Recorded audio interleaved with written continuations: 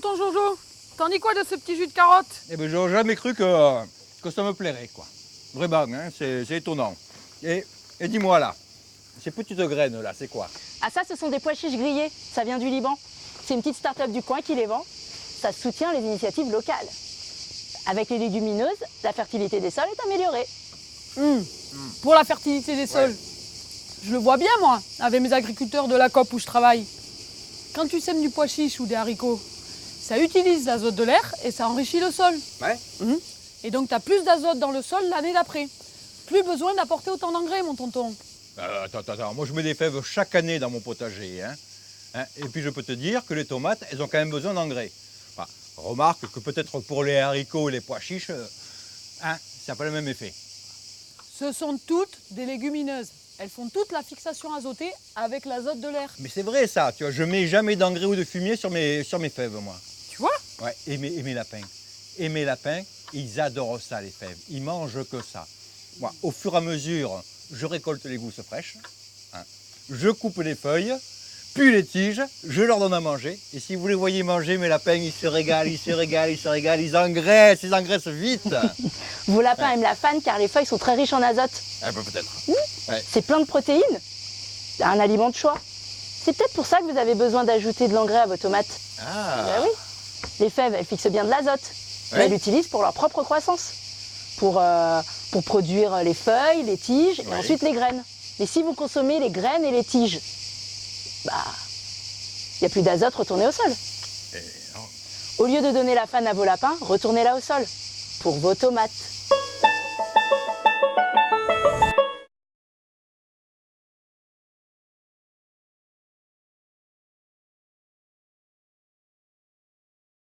Je retourne la fan au sol.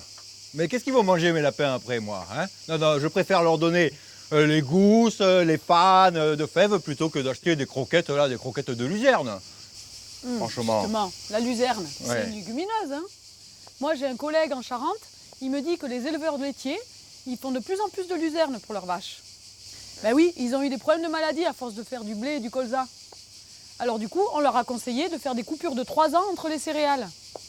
Et donc depuis, ils ont augmenté les troupeaux. Comme ils faisaient de la luzerne, il fallait bien en faire quelque chose. Et il paraît que ça marche bien, hein, leur système. Hein. Du coup, plus de vaches, plus de fumier. Ces vaches, tu vois, elles sont comme mes lapins. Elles aiment les légumineuses. Et l'autre jour, moi, j'ai vu un reportage là. Ça se passait au nord de l'Afrique, là, au Maghreb. Eh bien, vous savez quoi, hein? Ils font pâturer les chaumes de blé. Mais c'est trop dur, là. Les vaches, elles ont besoin de tendresse, de quelque chose de souple. Hein? Ils devraient leur faire plutôt des champs de luzerne, comme ça, là. Hein? Tu T'imagines? rigoles, tonton, c'est trop sec là-bas, il faudrait irriguer. Moi, j'ai entendu qu'ils faisaient pas mal de lentilles là-bas. Et je peux te dire que la paille de lentilles, c'est bien plus nourrissant que celle du blé. Hein. Mais alors, il reste quoi au sol? Mais comment ça, il reste quoi? C'est comme pour vos fans et vos lapins. Si les moutons mangent tout, il n'y a plus de carbone ou surtout plus d'azote retourné au sol. Mais non, sauf que nous, c'est pas pareil. Les moutons, nous, ils caguent là où ils mangent, dans le pré. Et comme ça, le fumier reste sur place. Et ensuite, votre azote, là, hein, il retourne directement dans la terre. Oui, mais bon, pas toujours, hein. Comment ça, pas toujours? Je vous explique. Dans mon pays, au Sénégal, Oui. les producteurs d'arachides récoltent la fan pour les vendre aux éleveurs au nord du pays. Et ça rapporte. Et des centaines de camions assurent le transfert vers le nord du pays, là où se trouvent les troupeaux. Donc vous voyez bien, l'azote des feuilles d'arachide qui viennent du sol ou de l'atmosphère, vous voyez bien où ils se retrouvent. Mais ici, là. Dans les bousses de vaches à des kilomètres au nord. Et voilà. Et voilà.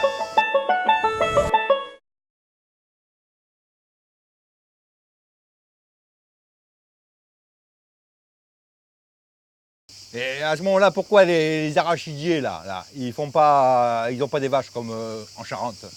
Parce qu'au Sénégal, tu fais de l'élevage que quand tu peux rien faire pousser d'autre.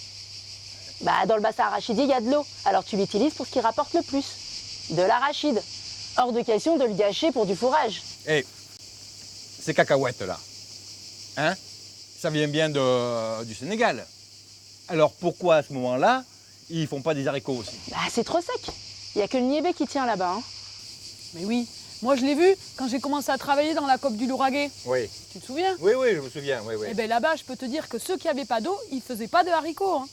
Hein. Nous, à l'époque, on faisait du pois chiche, tu vois, sur des terres où il n'y a rien qui poussait, vraiment, rien qui poussait. Bon, c'est vrai que hein, c'était comme ça, une année oui, une année non, il n'était pas bien beau. Hein. Bah, au Sénégal, on fait du niébé essentiellement dans le nord du pays, car c'est très résistant à la sécheresse. Ça, c'est bien. Et oui, son cycle est très court, ce qui lui permet de produire des graines avant d'avoir épuisé complètement l'eau du sol. Avec les pluies qui diminuent et l'irrigation impossible, il n'y a que le niébé qui tient là-bas. Hein. Moi, je me souviens, l'année dernière, on est allé en Tunisie avec la coopérative.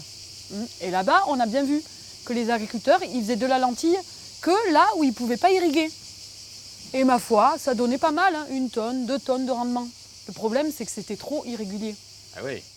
Alors, une année bonne, une année mauvaise, les agriculteurs, ils ne pouvaient pas trop se risquer, hein, et en faire trop.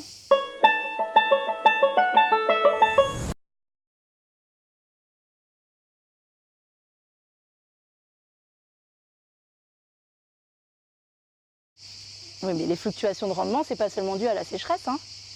Ça m'étonnerait pas que ce soit un souci de maladie. Les lentilles et autres légumineuses à graines sont très sensibles aux maladies. À la scochitose. La scochie, attends, ça fait 10 minutes que tu nous parles, là tu emploies des mots savants, scientifiques, mais tu es qui toi juste? Moi je fais une thèse sur la lutte intégrée de la Macrophomina phaseolina dans les agroécosystèmes à base de niébé du nord du Sénégal dans une approche de co-construction participative. Ouh là là. Mais attends, c'est quoi ton macro faux machin là?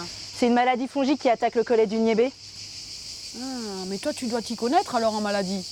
Attends, viens voir. Peut-être tu vas pouvoir nous aider. Regarde. Est-ce que tu connaîtrais un produit pour lutter contre la bruche? Parce que l'année dernière, c'était une vraie catastrophe sur la lentille et le pois chiche. Et moi, si ça continue comme ça, les agriculteurs du coin, ils vont tout arrêter. Hein. Ah, moi, désolée, je travaille sur les pathogènes, pas sur les insectes. Ah bah, c'est pareil, ça non hein. Parce que moi, je les lis, toutes les recommandations des gens de la recherche, des instituts techniques. Ils disent tous la même chose. Augmenter les légumineuses dans les assolements. Mais moi, quand je leur dis ça, mes agriculteurs, ils veulent rien entendre. Ils craignent trop la bruche, la septoriose. Non, mais c'est vrai que les légumineuses, c'est souvent malade. Hein. Sans parler des pucerons qui attaquent les fèves, des limaces qui arrivent comme ça, qui me mangent tous les pois chiches, c'est l'enfer, c'est l'enfer. Alors toi, c'est les limaces, moi, c'est les sangliers. Hein. Alors avec des récoltes de légumineuses qui fonctionnent 1 année sur 3, je te dis pas. Hein. Et Papy Marius, il disait toujours, blé sur haricot, banco. Et parce que Papy Marius, c'est quelque chose. Hein. Il a toujours son verre de vin, 2 doigts. Il avait des gros doigts, Papy Marius. Hein. Il était comme ça, à table, il se levait, il faisait blé sur haricot, banco. Et voilà, il buvait que ça comme ça, tu vois. Parce que, voilà, quand tu plantes le haricot, ensuite, tu plantes le blé, puis le haricot, il paraît que ça protège le haricot. Des histoires d'échange, je crois, c'est ça, hein? Une substance contre les maladies? Oui. Ouais, bah, peut-être, mais... Mais surtout, à quelle date vous les semez, vos haricots? En avril, non? Oui, au printemps, oui, bien sûr. Ouais. Et le blé à l'automne, c'est ça? C'est ça, oui. Comme le colza et l'orge? Exactement. Ouais. Votre haricot, il subit pas les mêmes agresseurs que les autres. Bah, il casse le cycle. Lui, il est plus sensible, mais il réduit la présence des maladies qui touchent les autres. Eh ben, hein, tu entends ça? Ben oui. Il réduit la présence des maladies qui touchent les autres. Hein? Elle a du jus, cette fille, moi, je trouve. Hein? Hein? Et elle a du jus. T'as compris?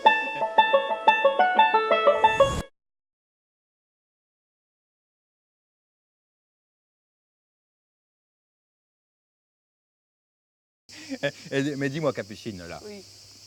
ces trucs d'échange de substances, ça existe vraiment?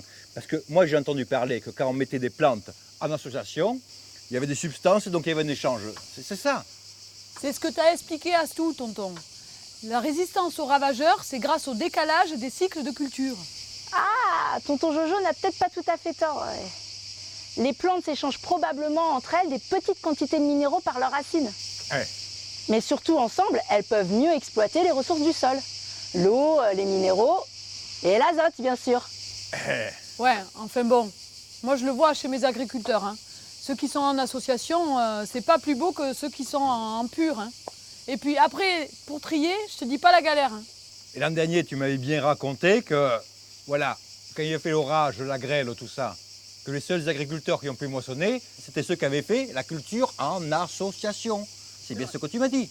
Voilà, que tu m'as dit que le blé avait servi de tuteur à la lentille, comme ça, là, et que ça avait tenu bien droit, quoi. Ah oui, nous aussi on fait ça au Sénégal. C'est le mil ou le maïs qui sert de tuteur aux haricots. Et ça marche bien? Oui et non. Tu sais, là-bas les rendements sont tellement faibles.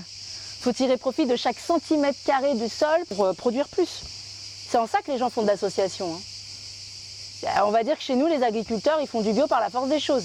Pas d'engrais, pas de phyto, ils n'ont pas les moyens de se payer tout ça, hein. Remarque, c'est vrai que chez nous aussi, hein, ceux qui réussissent le mieux les associations, ce sont les bio. Bout du compte, c'est compliqué tout ça, hein. Alors vous en pensez quoi, vous, hein? Les légumineuses, ça aide ou ça aide pas? Parce que franchement, si on en reste là, c'est pas demain la veille que les agriculteurs ils mettront des légumineuses dans leur champ, quoi.